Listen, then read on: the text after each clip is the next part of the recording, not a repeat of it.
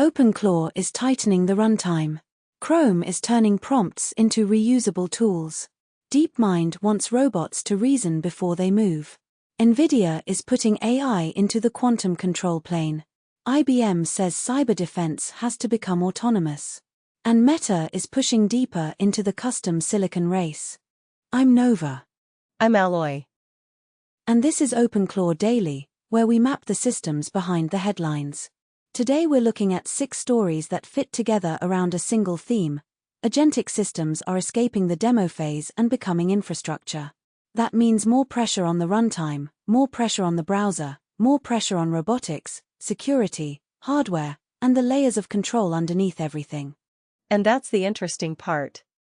None of these stories are really just about a model getting a little smarter in isolation. They're about what happens when AI becomes embedded in workflows, in operating environments, in machines, in enterprise defense, and in the supply chain beneath the model. The capability story is real, but the architecture story is where the lasting leverage is. Story 1 is OpenClaw v 2026.4.14, and this is the kind of release that matters precisely because it does not rely on flashy theater. It is a quality-heavy runtime release. The sort of update that makes an agent platform more dependable under real load, across real channels, with fewer surprising failure modes. The headline edition is Forward-Compat support for the GPT 5.4 family, including GPT 5.4 Pro, before every upstream catalog and metadata surface has fully caught up.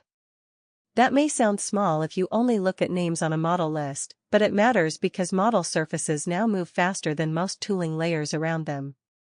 If your runtime cannot recognize a newly exposed model family early, you get invisible breakage, bad capability routing, missing listings, wrong limits, or reasoning controls that silently mismatch what the model expects. And invisible breakage is the kind that damages trust fastest. The user just experiences the system as flaky, inconsistent, or strangely incomplete. A mature runtime has to handle those edge transitions cleanly. So Forward-Compat is not just convenience. It is part of operational resilience. There is also a strong channel and safety thread running through this release. Telegram topic names can now be learned and surfaced as human-readable context instead of cryptic thread identifiers.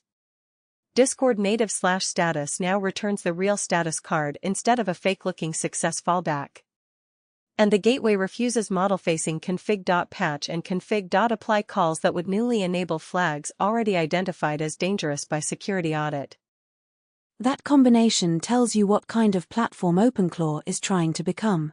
Not merely a prompt interface with some integrations attached, but a runtime that takes context presentation, operational safety, and permission boundaries seriously. The fix list reinforces that. Alma embedded run timeouts now propagate correctly instead of dying ambiguously. Image and PDF tools normalize model references so valid Alma vision models stop getting rejected for tooling reasons. Attachment handling now fails closed when real path resolution breaks, instead of quietly weakening allow list checks. Browser SSRF behavior was tightened without breaking the local control plane. Cron repair logic stops inventing bogus retry loops.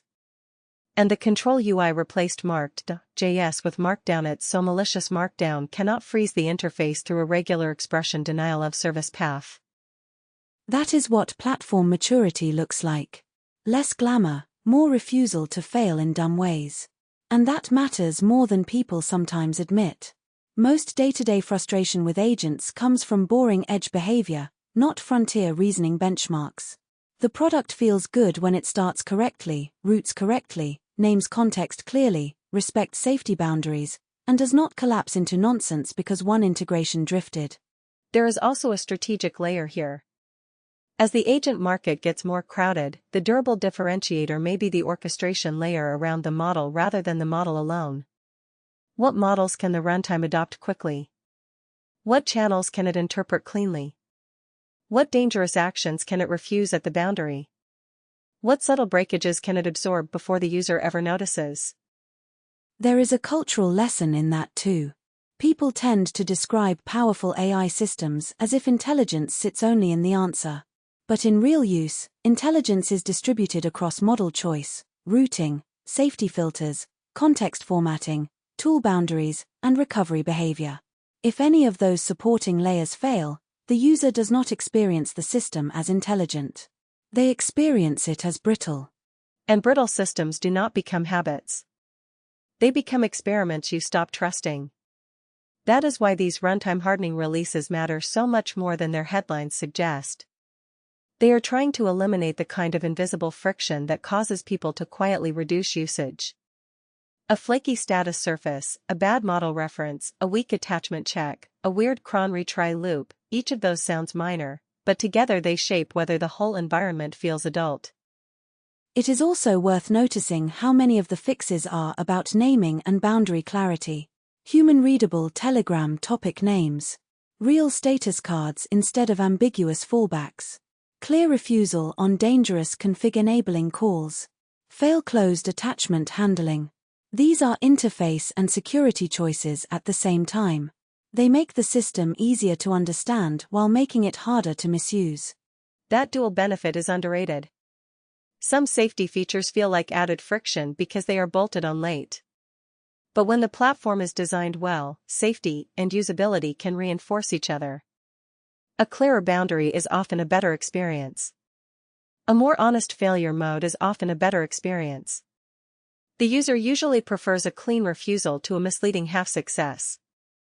Another subtle point in this release is what it says about platform sovereignty.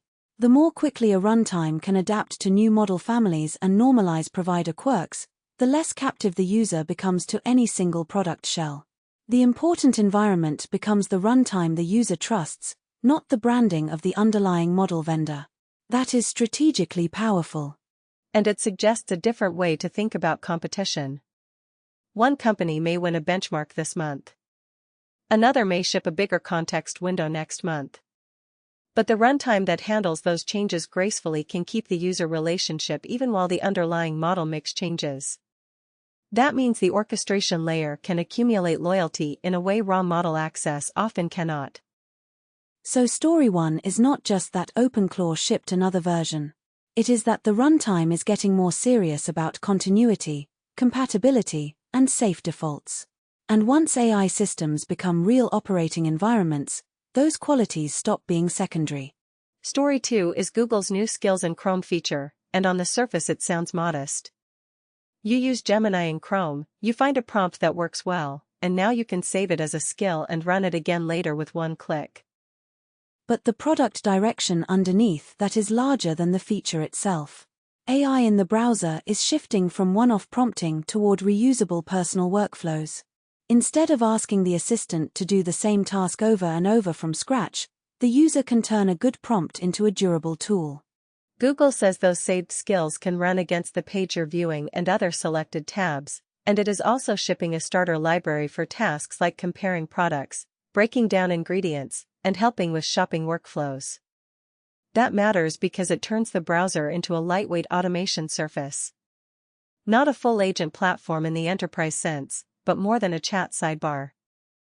And conceptually, this is a bridge between prompting and tooling. A good prompt used to be a kind of performance you had to remember how to ask, what to include, what context to attach, and then hope the result was consistent enough to reuse mentally. Skills make that reusable in the interface. The browser starts to remember the task shape for you. That changes user behavior if it sticks.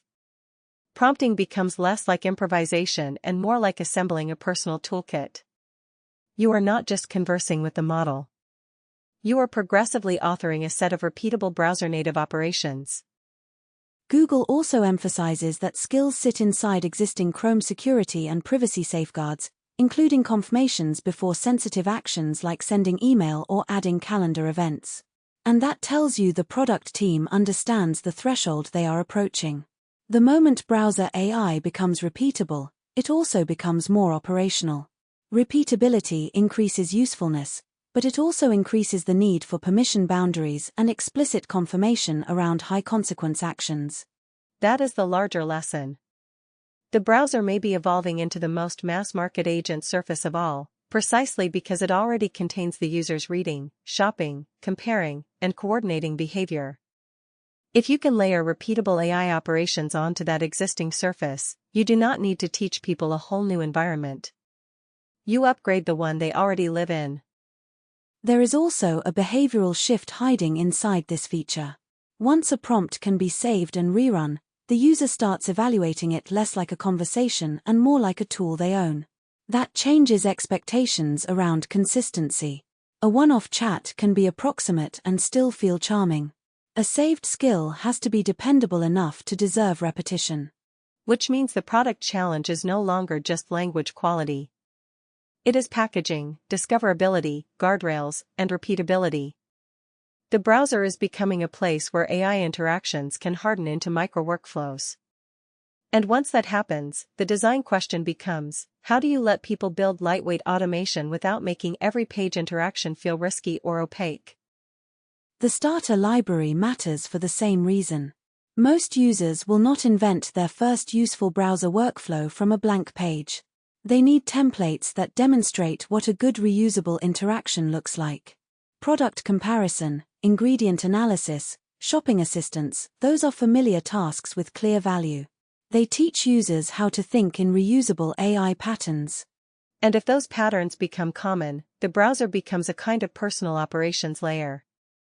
Not as heavy as enterprise automation platforms, but not as disposable as chat either. A user may end up with a shelf of repeatable skills for comparison, summarization, extraction, planning, and action across tabs. That is a meaningful expansion of what a browser assistant can be. There is a strategic implication here too. Browsers already have distribution, user attention, and contextual access to the task at hand. If they also become the easiest place to turn prompts into tools, they may absorb a lot of behavior that might otherwise have moved into separate agent products. The browser could become the most natural everyday home for mainstream AI automation. So Story 2 is a small feature with a big implication. The browser AI race may not be won by the best chat pane. It may be won by who best turns good prompts into trustworthy reusable tools.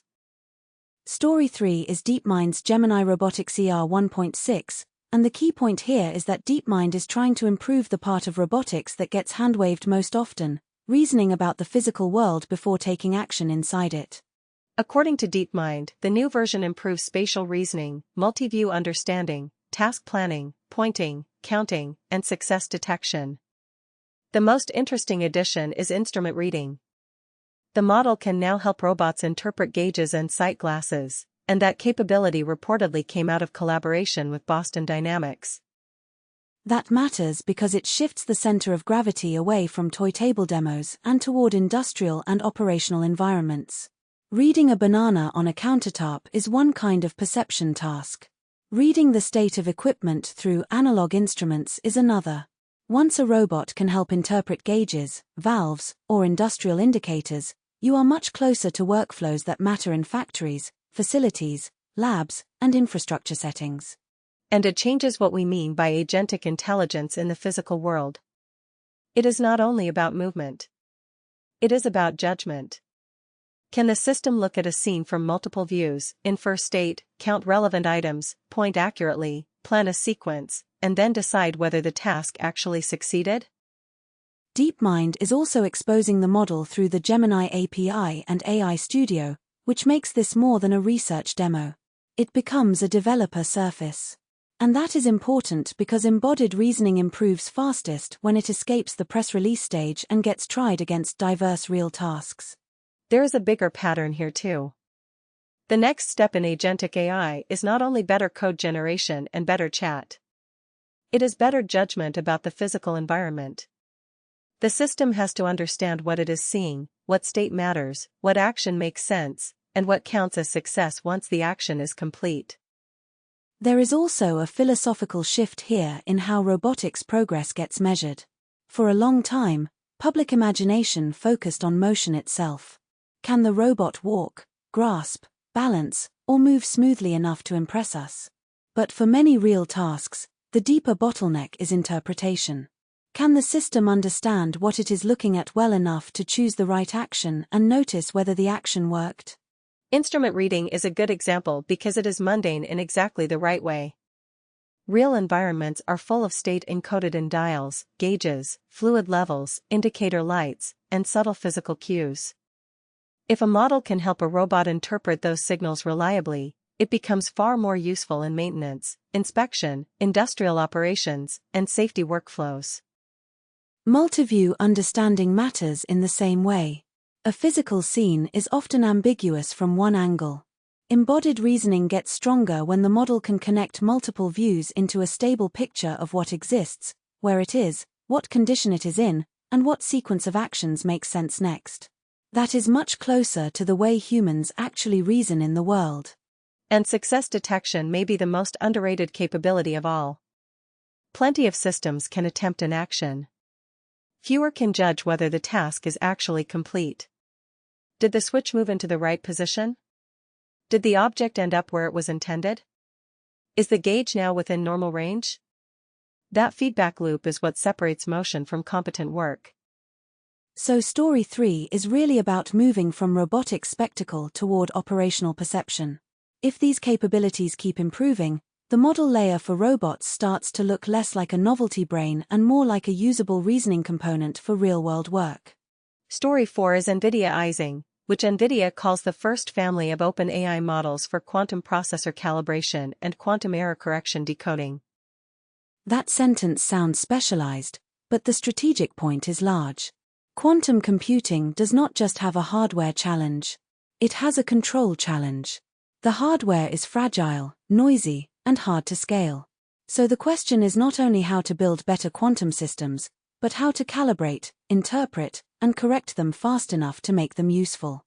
NVIDIA's claim is that AI can become part of that control layer by reading measurements, helping with calibration, and improving the speed and accuracy of decoding during error correction. It says the models can outperform traditional approaches on some tasks, with claims of roughly 2.5 times faster performance and 3 times higher accuracy in certain decoding contexts.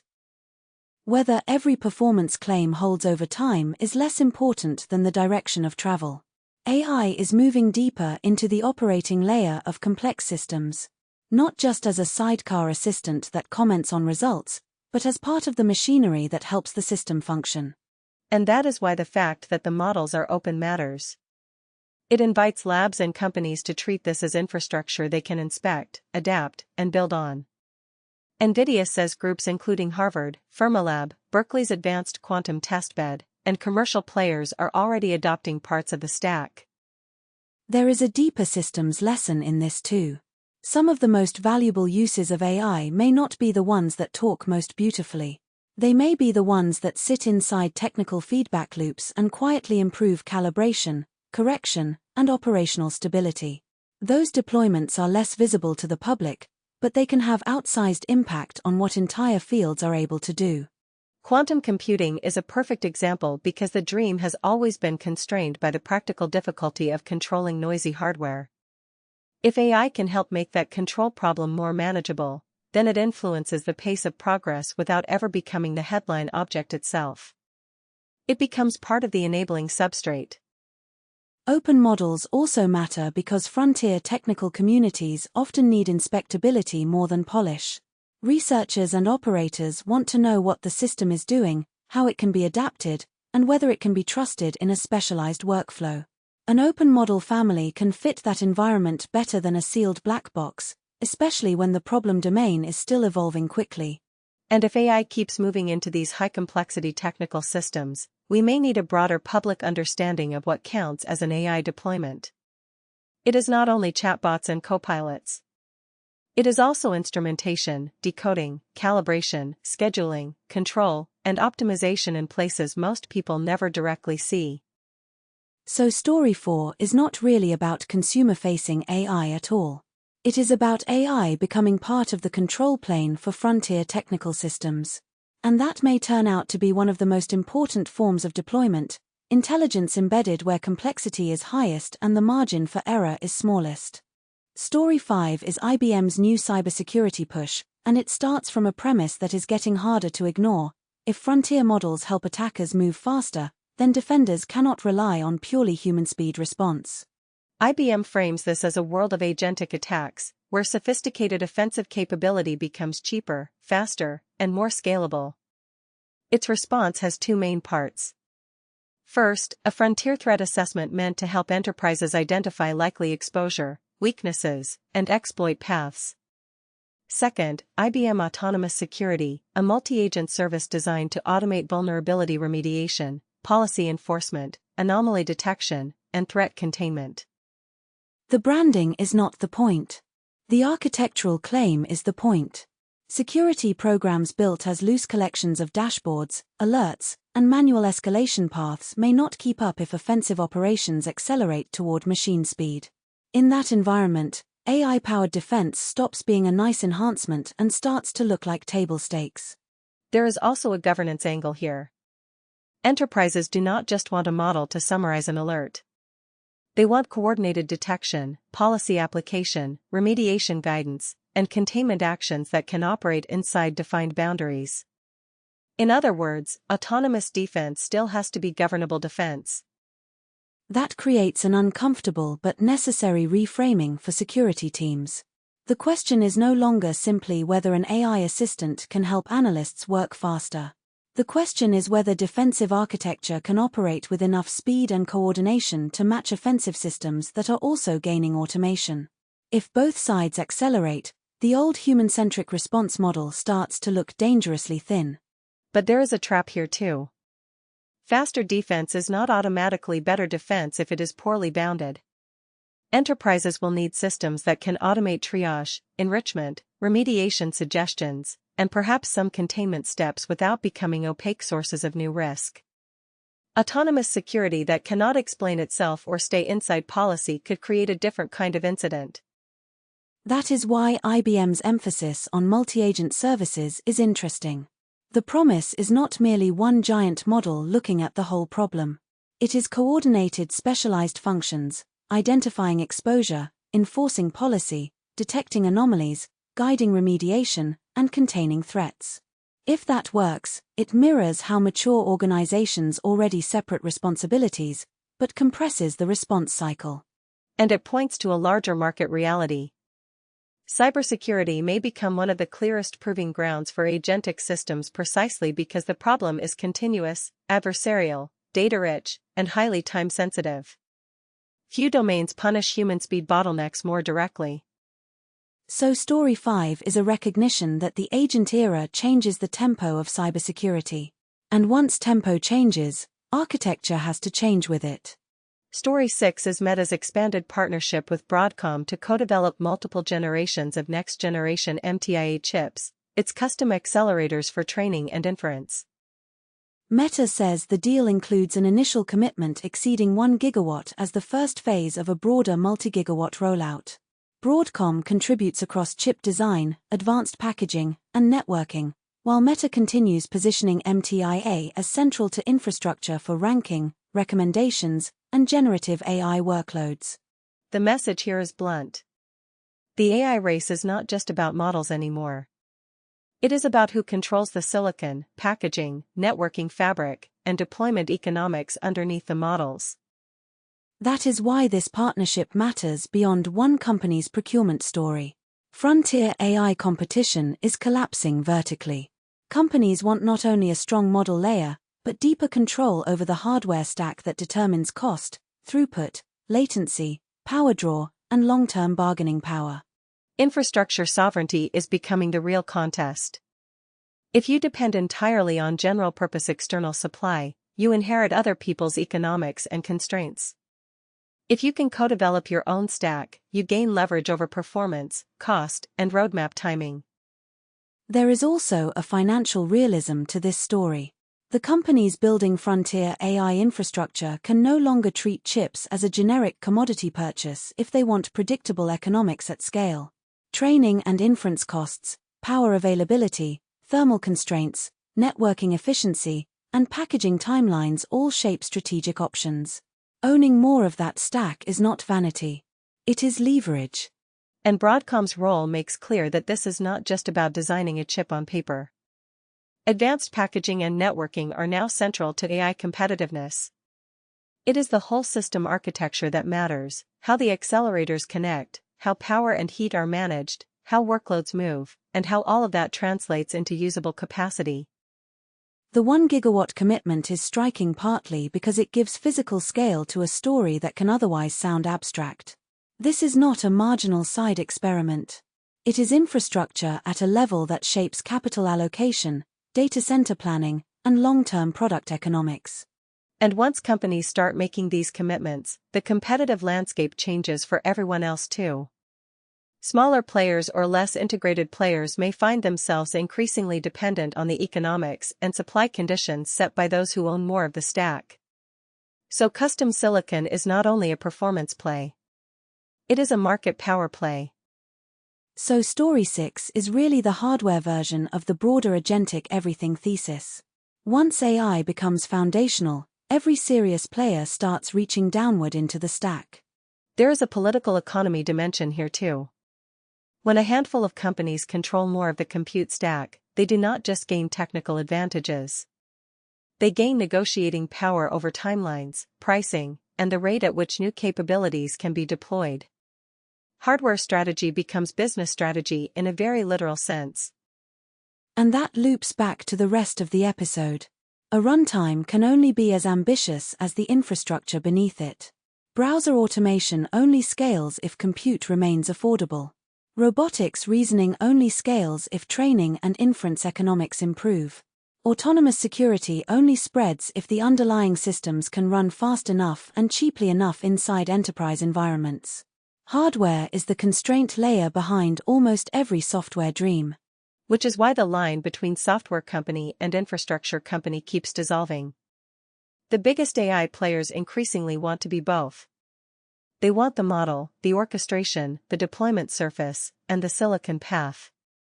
Once the stack matters this much, vertical control stops looking optional. And that is probably the broadest reading of the Meta and Broadcom story. It is not just about Meta wanting cheaper chips. It is about major AI companies deciding that infrastructure dependence is too strategically expensive. If you want long-term leverage, you build deeper. So that is the map today: a tighter runtime, reusable browser AI, smarter embodied reasoning, AI embedded in the quantum control plane, autonomous cyber defense, and a deeper hardware land grab beneath the whole industry. And one reason these stories fit together is that they all point to the same transition. AI is moving from impressive interaction to operational infrastructure. That means the important questions are no longer only what the model can say, but what the runtime can safely support, what the browser can repeatedly do, what the robot can reliably judge, what the security stack can autonomously contain, and what hardware layer the company actually controls. You can also hear a common shift in what counts as product quality. In the earlier consumer phase, a lot of AI products could win attention with isolated magic moments. A strong answer. A clever demo. A striking benchmark. But once these systems become operational, the standard changes. The runtime has to survive version drift. The browser workflow has to be repeatable. The robot has to read the world accurately. The security stack has to react inside bounded rules. The hardware plan has to hold up under enormous economic pressure. And that is why infrastructure is the right frame. Infrastructure is not judged by whether it can impress you once. It is judged by whether it can be trusted over time. Can it handle change? Can it keep context straight? Can it stay inside policy? Can it keep costs under control? Can it recover gracefully when the environment around it gets noisy, adversarial, or expensive? Story 1 showed that at the runtime level. OpenClaw is trying to reduce hidden failure modes before they reach the operator. That may not generate the loudest headline, but it is exactly the sort of work that turns a system from a fragile demo into something you can build on. And that same logic appears in Chrome skills too. A saved prompt becomes more than a prompt when it becomes a stable personal tool. The value is not just that it worked once. The value is that it can work again in a recognizable, governable way. The robotics and quantum stories push the same theme into more technical territory. In robotics, embodied reasoning matters because physical environments are unforgiving. The system has to interpret state correctly before it acts. In quantum computing, AI becomes useful not because it talks about science beautifully, but because it helps manage noise, calibration, and correction in a control loop. In both cases, the model matters less as a conversational object and more as an operational component. IBM's cyber story brings the tempo question into focus. If attacks can be accelerated by frontier models, the defense layer has to respond with more speed, more automation, and more coordination. But that does not mean unconstrained autonomy. It means bounded autonomy. Enterprises do not just want machines taking action. They want systems that can act fast while still staying observable, auditable, and policy-aligned. And then the Meta and Broadcom partnership reminds us that even the most elegant software vision eventually collides with power, cooling, packaging, networking, and silicon supply. Every company that wants to treat AI as durable infrastructure ends up reaching downward into those layers, because those layers determine the cost and feasibility of everything above them. So if there is one practical takeaway from today, it is this: pay closer attention to the scaffolding around AI, not just the model at the center. Ask what the system remembers, what it is allowed to touch, what it depends on, how it handles failure, and who controls the hardware and permissions underneath it. Those questions are starting to matter more than the performance theater. And maybe the cleanest way to summarize the episode is that agentic AI is becoming a boundary management problem as much as an intelligence problem. Which boundaries should be more permeable, like context retrieval when it genuinely helps?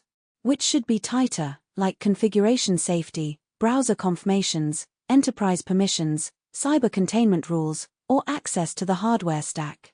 The future will belong less to systems that simply know more and more to systems that cross the right boundaries at the right time for the right reasons.